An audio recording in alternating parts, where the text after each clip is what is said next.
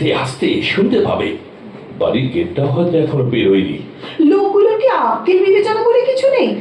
সকালবেলা দেখছে ছেলে মেয়ে দুটো পড়ছে ওই ঘরে, আর তোমাকেও বলি হারিয়ে যায় অমনি যা যা ও ঘরে গিয়ে পড়। কেন সদর দরজায় দাঁড়িয়ে কথা বলে বিয়ে করা যায় না ওদের? না, যায় না। লোকের বাড়িতে লোক এলে দেখে বসাতে হয়। বাইরে ছোট ঘরটা তো সেই জন্যই। আর বড় ঘরটা? বড় ঘরটা বুঝি রেলের প্ল্যাটফর্ম, রাজ্যের জিনিসপত্রের ঠাসা। তার মধ্যে ছেলে মেয়েরা যদি ওই বইপত্র খাতা পেন্সিল নিয়ে বিছানায় ধামসায়, কোনো মা সেটা সহ্য করতে পারে? সকাল নেই সন্ধে নেই, শুধু ঝাঁকে ঝাঁকে লোক আসছে আসছে, তাতে আমি কি করব? আমি তো আর ডেকে আনতে যাচ্ছি না তাদের। তোমার দিমাগটা আর কেউ না বুঝুক, আমি বুঝি। তুমি একজন লেখক, রাইটার, নাটকের একজন মস্ত যোদ্ধা, যাকে বলে ভিআইপি। তোমার কাছে লোক আসবে না? বাজে বকো না। আমি বললেই তো সেটা বাজে কথা হয়ে গেল। ওরা কারা? তুমি ওদের চিনবে না। ও, ওই সুবিনির টুবিনির বের করছে বোধহয়। হ্যাঁ, লেখা চাইতে এসেছে, বুঝেছি। বিনে পয়সার লেখা হলেই তো তোমার কথা মনে পড়ে ওদের। বললে না কেন তিমিরদার কাছে যেতে? হ্যাঁ, দোতলা থেকে নামবেই না, ভাগিয়ে দেবে। এসব এলেবেলে লেখালেখির মধ্যে সে নেই। দিনুদার সঙ্গে আমার তুলনা করতে যেও না তুমি। তিমির গুপ্ত কি করে নাম করেছে তা আমার খুব জানা আছে। তাহলে তুমি করো না কেন? সেটা সাহিত্য নয় বলে। আমারই মতন ওই তো লোকাল লিটল ম্যাগাজিনে লিখছিল, হঠাৎ কলকাতার নামী সাপ্তাহিক দেশান্তরের এডিটরের স্ত্রীকে এনে সম্বর্ধনা দিল আমাদের এই পৌর ভবনে। তদবির আর আমরাগাছির মাস্টার। তারপর থেকেই তো দেশান্তরের রেগুলার রাইটার। শোনো না, ওই দিনুদার বউ গো রূপা আমাদের বাড়ির সামনে দিয়ে যায়, ঠেকারে মাটিতে পা পড়ে না। সাফল্য জিনিসটাও টাকার মতোই, অর্জন করে একজন আর ভোগ করে অনেকে। ওই ওই বোধহয় আবার কেউ এলো। এই শোনো, তাড়াতাড়ি সেরে নেবে। নাট্য প্রতিযোগিতার জাজ হতে বললে একদম রাজি হবে না, বুঝেছো? আহ, কে এলো আগে তো দেখি। খোলা মাঠে মাটিতে চটের উপর বসে ড্রামা কম্পিটিশনের জাজ। ও প্রেস্টিজের কাজ নেই। যাই। মনে থাকে যেন। 4 দিন 5 দিন ধরে ঠান্ডা লাগিয়ে শিরদাঁড়ায় ব্যথা হবে, সর্দিতে ফুঁক ফুঁক করবে, তখন ডাক্তার খরচ কি ওরা দেবে?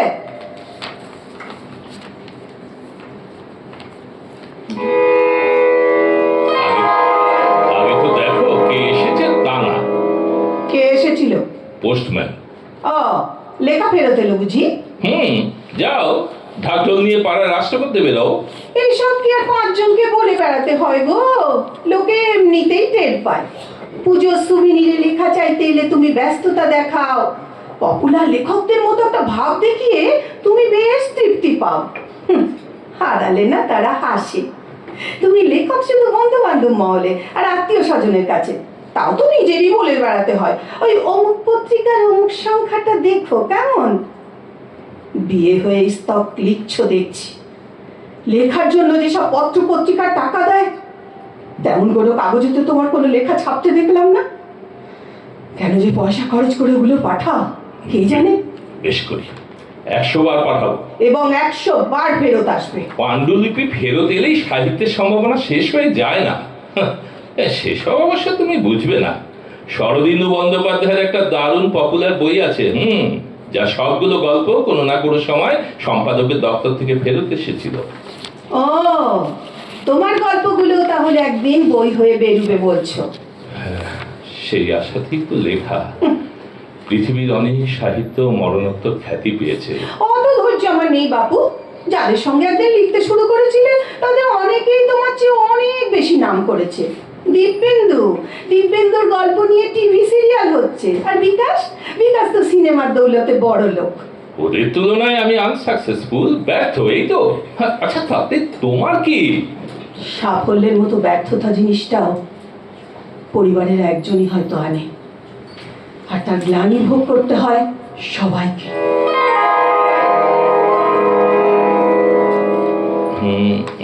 দেখি এরপর আর কতটা লেখা হলো।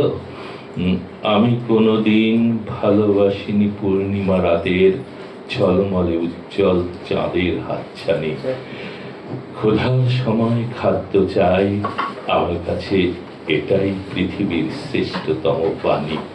আহ আহ আমি যখন একটু লিখতে বলবো ঠিক তখনই তোদের ঝাড়পোঁচের সময় হয়। তুই যা দেখিনি এখান থেকে। আচ্ছা গেলি? ওরকম করছো কেন? এই রত্না, তুই যা তো, ঝাঁটাটা দে আমাকে। আজ তো তোমার ভিজিটার নেই, একটু ও ঘরে গিয়ে বসো না। ইস, কি করে রেখেছো গো ঘরটাকে? দেখো দেখো, ওগুলো কানা হেঁচড়া করছো কেন? ওগুলো না সরালে তক্তা বসে নিচটা ঝাঁট পড়বে কি করে? বাবারে, বাপের জন্মে দেখিনি ঘরময় এমন জঞ্জাল পুষে রাখে কেউ। আচ্ছা, তোমাদের তো তাতে কোনো অসুবিধা হচ্ছে না? হচ্ছে বই কি, বাতের লোক দেখলে কি ভাবে? অন্ডিল বান্ডিল করে শুধু ঘরময় কাগজ আর কাগজ। সরকারি কাগজপত্র সব বললাম না, আরে ঘাটাঘাটি করো না, কখন কোনটা দরকার হবে তখন আবার খুঁজে পাবো না। আর কবে দরকার হবে? এরপর তো উইয়ে ইঁদুরে খাবে। কি বাবা, এটা কি? আরে এদিকে দাও, এদিকে দাও। ও ফাইলগুলো টানছো কেন? কেন, কি হয়েছে? কি মহামূল্য বস্তু আছে এতে? আরে পেপার কাটিং, খবরের কাগজে কত রকমের বিচিত্র সব খবর বেরোয়। আইডিয়া হলে না এগুলো নিয়ে গল্প লেখা যায়। এগুলো? হ্যাঁ। এর তো আর কিছু নেই, কাগজ হলদে হয়ে মুচমুচে হয়ে গেছে পাঁপড়ের মতো। এগুলো জমিয়ে রাখতে হবে? হবে হবে। কেন কেন? এই ঘরটা কি বাড়ির একটা অংশ না? ও ঘরে আমার খাটের নিচে জিনিসপত্র থই থই করছে, আটার টিন, আনাজ তরকারির ঝুড়ি কি নেই? এই ঘরেও তো কিছু রাখা যায়, তা না শুধু বই খাতা আর কাগজ কলম, যেন দলিল লেখকের সেরে। আমার জিনিস যেখানে আছে তেমন থাক না, তোমার তাতে কি? তোমার তাতে কি? ছেলে মেয়ে দুটো স্কুলের বই, তাও ও ঘরে। কেন? এই আলমারির একটা তাক খালি করে দেবো ওদের? তবে আমার জিনিসগুলো তাহলে রাখবো কোথায়? কি যে তোমার জিনিস বুঝি না বাবা। আলমারিটা উঠছে করছে, আলমারির ছাদেও এখন ডাই হচ্ছে। কি হবে ওগুলো দিয়ে? কি যে হবে কে জানে। লিখবো বলে যা রেখে দিয়েছি তাও লেখা হয়নি। পুরনো অনেক আইডিয়ার খসড়া করা আছে, ভালো ভালো গল্পের বীজ, তা নিয়েও আর বসা হলো না। কি হলো? চুপ করে রইলে যে? হ্যাঁ, সবটাই বেশি বেশি। থাকো, যক্ষের মতো আগলে বসে থাকো তোমার এই জঞ্জাল। সেটুকু থাকলেই বেশ কৃতার্থ হই। ছেলে মেয়ে বাড়ির লোক সবাই তো ছাদে বড়ি পাহারা দেয়, আমার দরকারি কাগজপত্র আমাকে একাই পাহারা দিতে হবে।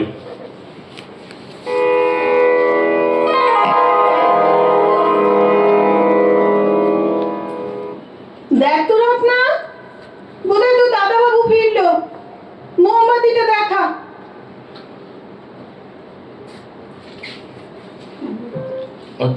কতক্ষণ গেছে?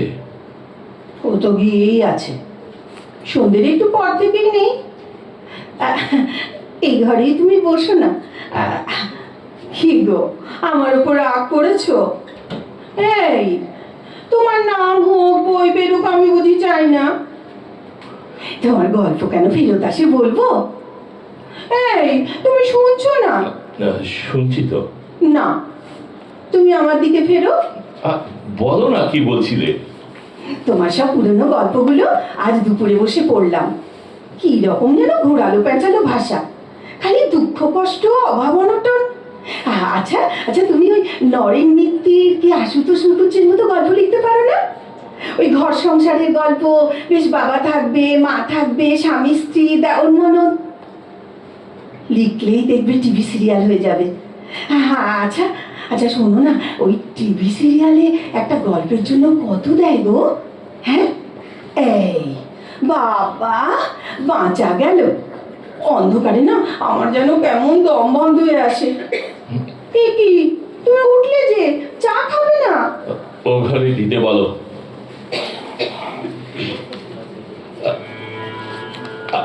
আমার ঘরে কাগজপত্র সব কোথায় গেল? ঘর পরিষ্কার করতে কে বলেছে? রপা, এ রপা! আরে কি হলো, চেঁচাচ্ছ কেন? কি হয়েছে দেখতে পাচ্ছ না?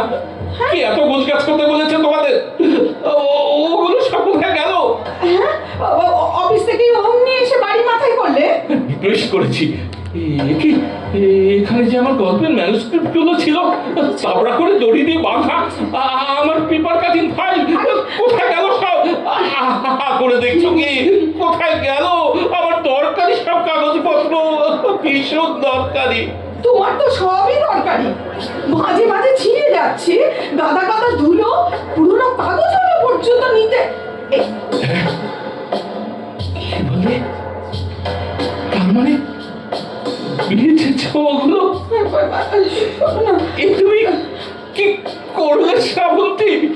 সব কাগজ কি পুরোনো কাগজ? 15 বছর ধরে তুমি আমায় দেখছো।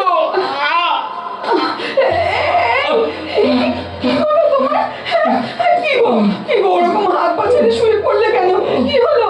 এই রত্না শিগগির যা দীপু আর আনুকে ডেকে নিয়ে আয়। হ্যাঁ গো, তোমার কি হলো? এই কথা বলছো না কেন গো? হ্যাঁ গো, বুকে ব্যথা করছে?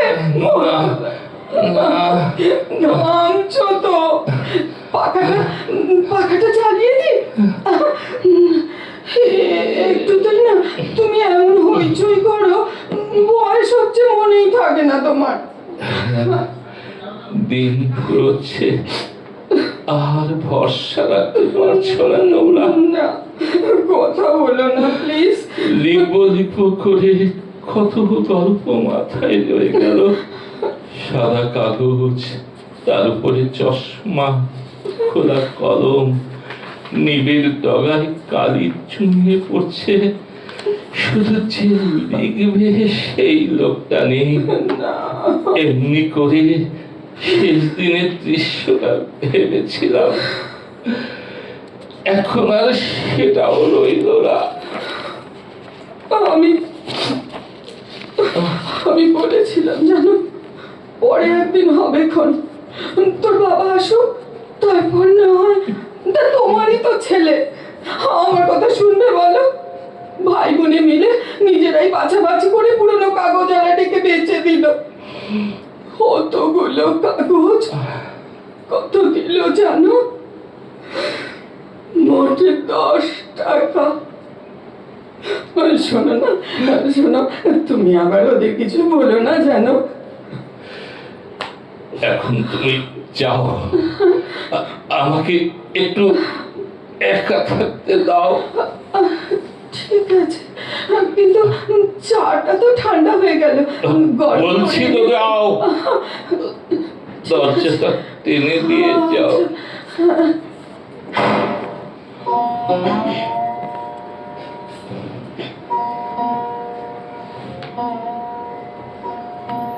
কি গো, এখন ওঠোনি? আরে বাবা, আর কতক্ষণ শোবে? ওঠো। কি চাটাও পড়ে?